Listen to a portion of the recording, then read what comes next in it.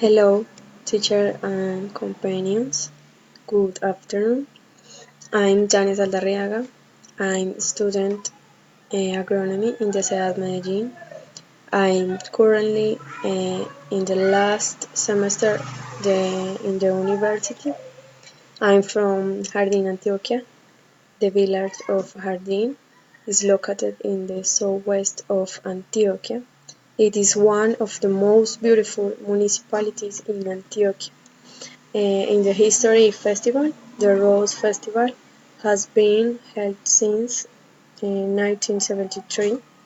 This festival takes place every 2 years in the first week of January, with activities such as parades, concerts, competition, among other activities.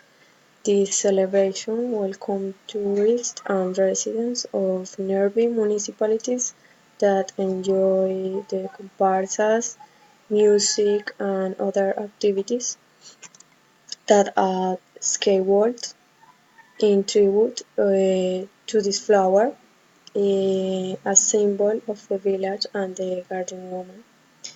I invited you to participate in the spirit at the beginning of the next year. Thanks for attention.